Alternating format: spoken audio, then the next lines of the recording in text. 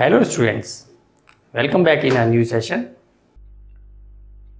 So today we discussed about collection. What is collection? So, a collection stores group of objects as a single entity. The following are the collections existed in Python. So first one is list collection, then tuple collection, set collection and frozen set collection. So we will discuss one by one. So first we discuss list collection. So list collection or list data structure. So list collection stores the group of elements as single entity. So here we have example, that is L1. So L1 equals to 100, 200, 300, 400, 500. These are the some integer numbers. So when we check about the L1, so L1 class is of list type. So type is a keyword which is used to identify or check the class of the element. So which class belongs to this variable, that is L1. Here we show the value of L1, so that is 100, 200 and this complete list. So in this, a list is represented with square brackets and with comma separated values. So this is square bracket and these are the comma separated values.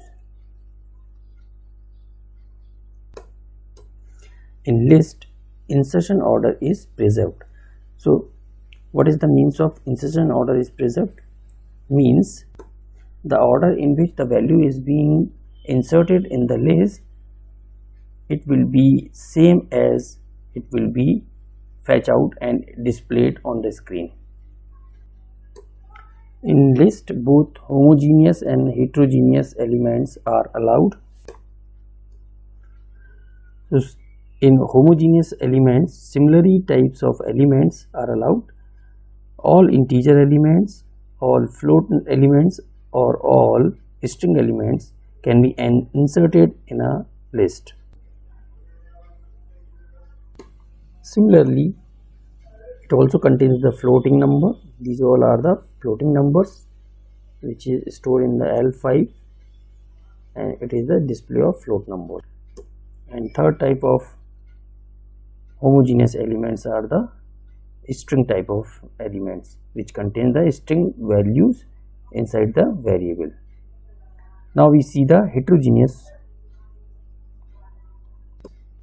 So in heterogeneous elements, different type of elements or dissimilar type of elements are used. So we can say mixture of combination of integer, float, string, bool, complex elements can be combinedly inserted in a single list. Let's take an example here. So here we have one variable L7 which contains integer value, float value, string value and some complex values. So all are can be accepted in a single list and that is a display of that list. Now for displaying the elements of list or for accessing the elements of list, both positive indexing or negative indexing are allowed. So positive indexing basically is known as forward direction and negative indexing is known as backward direction. We already discussed in our previous videos. So what is forward direction? Here we have one variable which contains the different kind of elements and each element will be identified as a list slice or list size. So L7 of 0 contains the 10, L7 of 1 contains 100.34, which basically it is a forward direction. From left to right we are just calculating the values and all the index number would be positive number or that is known as positive indexing. Now we see the negative indexing or backward direction. Here we have backward direction in which we calculate the values from right to left. So from right side it is calculated as a negative index number, that is -1. So here we have one string value, that is -1 index number, so that is our this string Python. And now we calculate -2, that is, so in index number 2 we use a floating point value.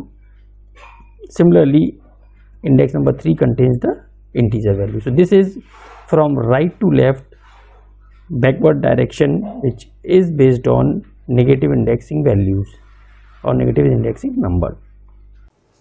I hope you got some valuable information from this video. Thanks for watching this video. Have a nice day. Thank you.